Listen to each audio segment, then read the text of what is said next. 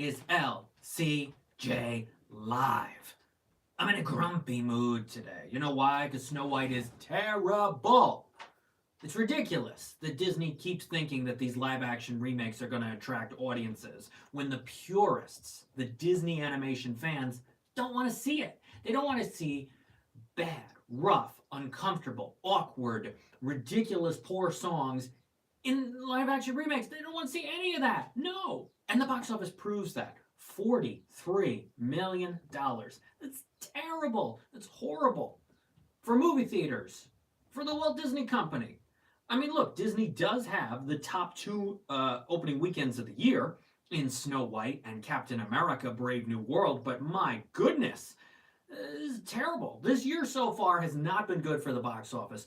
But here's part of the reason why. Number one, a lot of the movies have been terrible. But number two, I think it's because the studios are putting all their eggs into the summertime basket. What's up, Carter Klukas? Good morning, Jackson. Much love from Tinseltown. Thank you. Man, Carter, infuse some positive energy into Tinseltown. Tell them to make better movies. Tell them that maybe they needed to not put every single movie they hope is a blockbuster into the summer to give theaters a chance 12 months a year. That would be awesome. Thanks for being here on LCJ Live. $43 million. I think that's worse than the Marvels. Oh my gosh. That was a horrible movie and a horrible opening weekend for that. $46 million. Man, I got Grumpy here. Grumpy's like, why did this movie get made? That's what Grumpy's thinking. And why did it do so poorly? Because of all the controversies surrounding what Zegler said and what Godot said, and can they get along, can they not get along? It's just a disaster. They pushed this movie a year. They put $250 million into this Snow White movie. Yeesh! Turned out terrible. Oh my gosh. Hey, I got The Day the Earth Blew Up behind me. Hollywood's in trouble, but I got The Day the Earth Blew Up behind me. This new Looney Tunes animated movie, second weekend, 1.8 million. It's at 6.5 million. I mean, listen, I'm thrilled that Coyote vs. Acme could have a second life in Ketchup Entertainment, but I think everybody's asking the same question. How in the world did Ketchup Entertainment get $50 million? There's got to be other factors at play, other people involved in the $50 million. I'm looking forward to seeing Coyote vs. Acme, and I hope it makes money. How did Ketchup get $50 million? I don't know. We will have to see. Carter seeing Black Bag today, said it didn't make much at the box office. Black Bag, though, as of this moment, is the number 2 movie in America. But you see, Warner Brothers is really waiting today. They're waiting. Oh, can we get more money than for Mickey 17 than these other films? As of now, no. Black Bag number 2, 4.4 million. It's at 14.9. What's up, Oopsieheimer? Thanks for being here on LCJ Live. Quite a name. Black Bag number 2. Number 3 is Captain America, 4.1 million. It's at 192.1. As I keep refreshing the page, hoping Warner Brothers gives us the Mickey 17 money, but they're not. And the Alto Knights money. Talk about another terrible movie. Oh, Black Bag is here, Scott Stallion's here saying Black Bag was fun. Oh, by the way, Scott, you're the one who asked me about Okja the Pig, I think, or maybe it was somebody else. But ladies and gentlemen, this is Okja the Pig. Okja the Pig, I've had for 7 years, 8 years, since whenever Okja came out, and the Critics' Choice Association, every single member got one of these from Netflix. This was Bong Joon-ho's movie from 2017, and they wanted it up for visual effects. So they sent out to the entire country, all the members of Critics' Choice, Okja the Pig. So this is Okja. Okja says hi, and I have had him for 7, 8 years. It's amazing. Wow, you weren't joking. It's huge. It is huge. It's amazing how big Okja is. So yes, that, ladies and gentlemen, was Okja the Pig. Mickey 17 is already headed to streaming in a week or so. Gosh, it's not doing well. Is it like 35, 36 million? I did not see presents. Lots of comments coming in.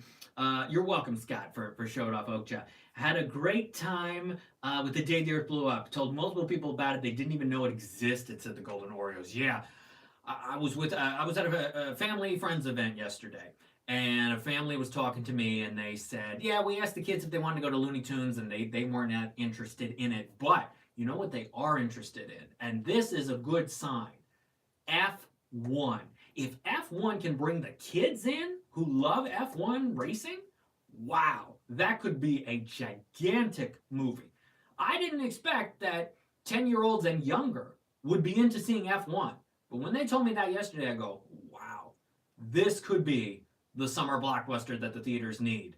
Yeah, there's superheroes, Superman, Fantastic Four, Jurassic World, How to Train Your Dragon's coming, which should do well for families. But if F1 is going to bring in families, whoa, watch out for F1 being the big summer release. Scott's going to try to buy one of these Okjas. I don't know if they're online. I have no idea. But, I mean, give it a shot. But if I ever have an estate sale or something, Okja the pig will be a hot commodity. It's Okja. Okja's going to help me out with the rest of the box office that we know, which is Novocaine added 3.8 million. It's at 15.8. Captain America's at 192 domestically, hit 400 million worldwide. What else we got? The Last Supper added 1.3. It's at 5.3. Paddington in Peru 1.3. It's at 43.7. Dogman 1.5 million. It's at 95.6. And Dogman very close to the Bad Guys. Bad Guys 2 out in August. That could do pretty well. The Monkey added 1.6 million. It's at 37.9. And then you had a bunch of movies this weekend. I got to get to the Alto nights, but you had a bunch of movies this weekend just not do well. Magazine Dreams, 700,000. Ash, 717,000. Locked, 964,000. None of those movies are making the top 10. A film that did make the top 10 with only about 3 million. Again, Warner Brothers, what are you waiting for? The Alto Nights. Wow. Not a good film. Better than Snow White because the second half is better than the first half. I saw Eric Weber from Midnight Movie Talk walked out of the Alto Nights after the first hour.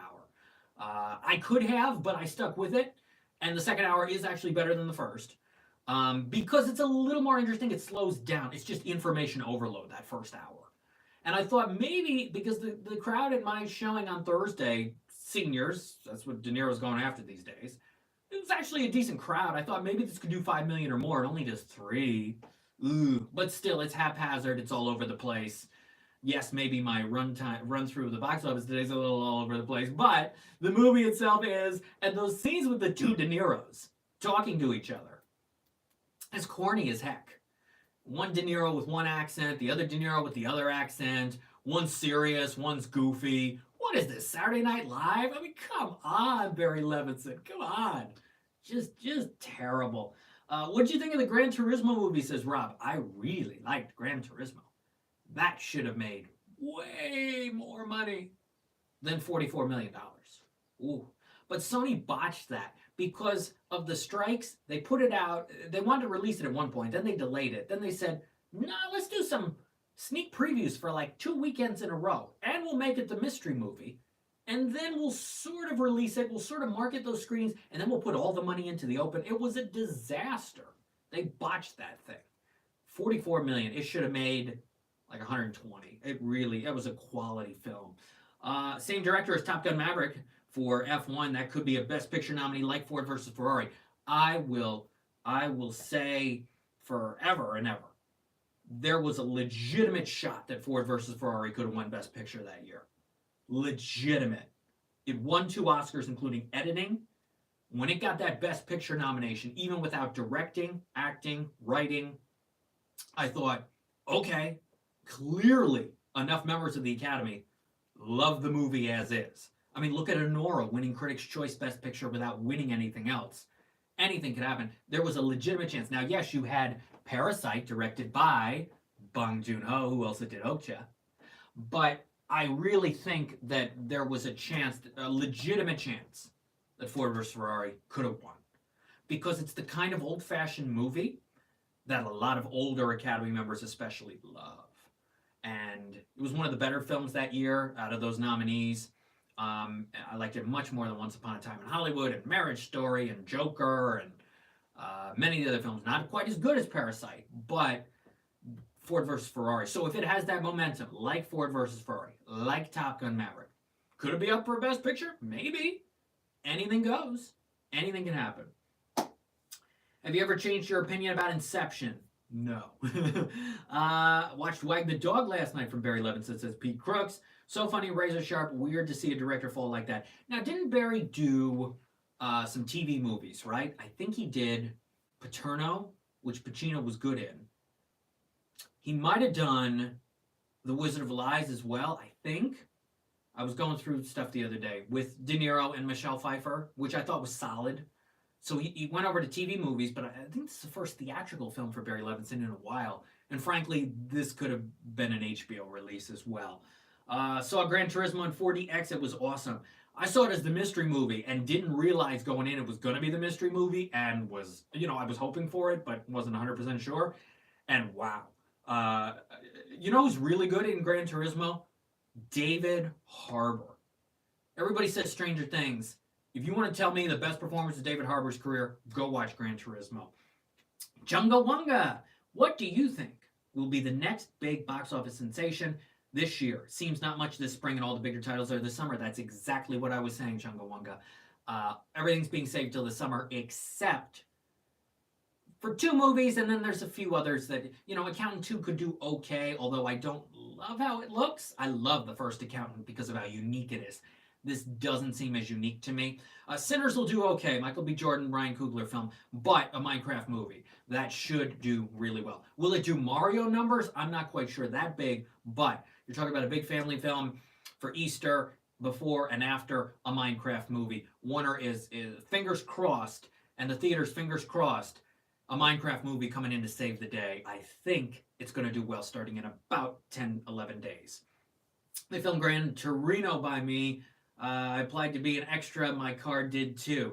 You mean Gran Torino or Gran Turismo? I know there's 2, but if you say Gran Torino, that's that Clint Eastwood movie, right? Where he says, "Get off my lawn." Yeah, I remember that. I remember when that was coming out. That clip was everywhere. Different movies. Yeah, okay. Yeah, Gran Torino. Yeah, I remember that. Gran Torino made a lot of money, didn't it? Back in 2010, 2009, 2010. Yeah, it made a lot of money. All right. When you talk about these biggest opening weekends of the year, Captain America, Snow White, Dogman, Mickey 17, and Den of Thieves 2. I believe is number 5, according to what ERC posted this morning. Wow. Den of Thieves 2, which is now on Netflix, which I like the second half of. Check it out if you haven't seen Den of Thieves 2, Pantera. But wow, those are the biggest opening weekends of the year. Amazing. But look, here's the thing. I'm going to name you about 11 movies that are coming out this week. And we're going to see if any of them can try to beat Snow White next week at the box office. Let's play a game. Will it be, what has the best chance of being... let's start with The Woman in the Yard. This is a horror movie. Maybe 10 million, if people know it exists. I've seen a little promotion. I'm not sure. A Working Man, Jason Statham's film. I think it could open similarly-ish to The Beekeeper, maybe 12 to 15, maybe a tad higher. It depends on how hard Snow White falls second weekend. It could go from 43 down to 15. And then maybe A Working Man has a shot.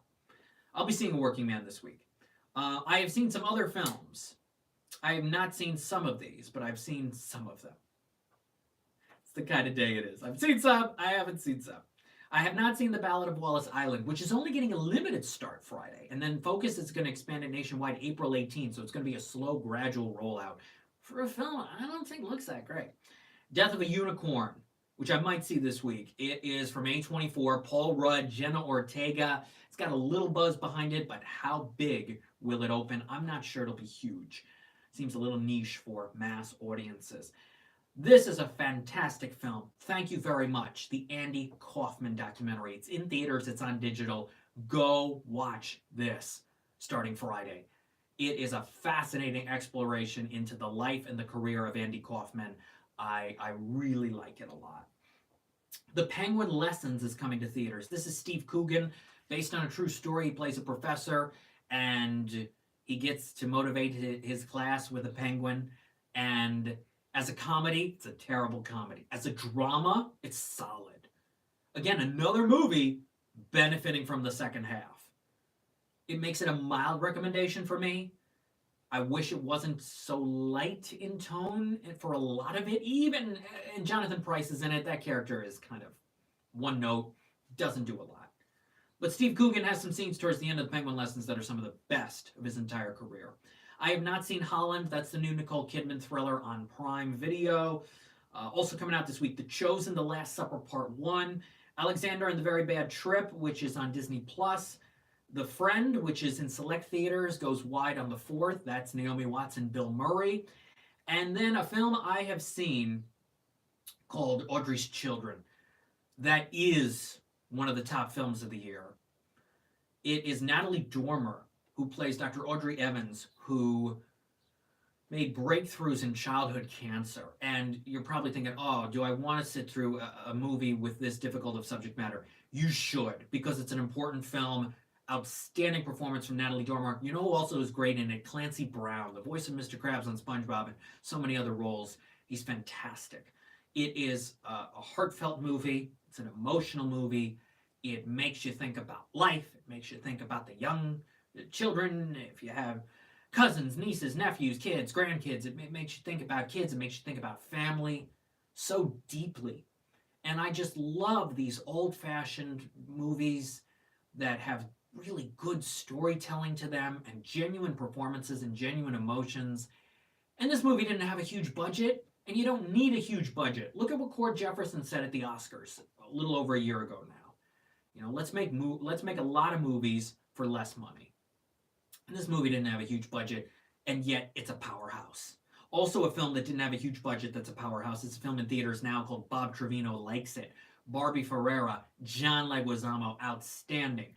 The movie's not perfect, but I really like this script because of how unpredictable it is, how surprising it is, how it makes you feel something for these characters and surprises you in ways you don't expect. It's as simple as that. It got an A+ cinema score. So even though it probably didn't make a lot of money this weekend, everybody who saw it and gave their cards to Cinema Score pretty much loved it because it's a unique premise, the performances are there, the story is there, and it gets you.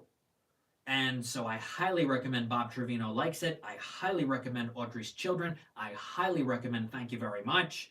Those are good films in theaters right now and coming out this week. Many of these other big films, not doing it. Not doing it. Often it's the indies, the documentaries, and the animated films that have the most impact. These days it's rare for a big studio release to be really, really good. And this is another great example of that. Now, Last Breath, which is still in theaters, 900,000, it's up to 20.4 million. That I do like a lot. But that's one of, Novocaine's terrible, Mickey 17's terrible, Black Bag's not great, Snow White is terrible, Alto Nights isn't great, Magazine Dreams is okay, not fantastic. I didn't even love Paddington in Peru, The Monkey is terrible. So there are a lot of bad films out now, but there are good ones as well. And that's one of the beautiful things about what I've been able to do for 20 years is tell people what's good and what's not. Find the hidden gems. What's appropriate and not appropriate for your children. That's how it all began for me 20 years ago, reviewing the family movies and going, all right, this may not actually be suitable for kids, helping families out. That's how it all began. And now it's evolved and it's all about, seeking out these good movies. There were so many indies that came out during the pandemic that I recommended. Smaller movies, you got to find them, but they're worth your time, even when the theaters were closed. It's been one of the beautiful parts about all of this for 20 years is helping people out of what works and what doesn't when it comes to the movies. Because often when you're counting on big studios to deliver big box office, it's not there and you gotta find alternatives. And some of them are on streamers, and some of them are at your indie multiplex, and some of them are at your drive-ins. So support your theaters. Support them and seek out the good ones. That's all I gotta say. And that's it for today's episode of LCJ Live. For more, go to X at LCJ Reviews, Instagram at LightsCamJackson. Subscribe here to the YouTube channel, youtube.com/lightscamerajackson, lights-camera-jackson.com, lcj.podbean.com, toofast2films.com, animationscoop.com, and more coming at you soon. I got a new LCJ Q&A episode for the podcast with the creator of Robo Gobo, new Disney Junior animated series, coming to Disney Plus April 1st. That'll be available tomorrow. And thank you, Scott, for saying well said. I appreciate that. My theater snack order, sometimes I like the pizza, sometimes it's hot dogs, occasional popcorn.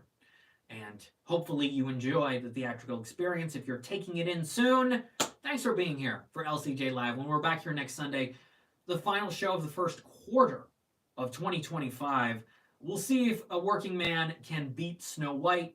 We will preview a Minecraft movie, and one of my most highly anticipated films of the entire year is out on the 4th.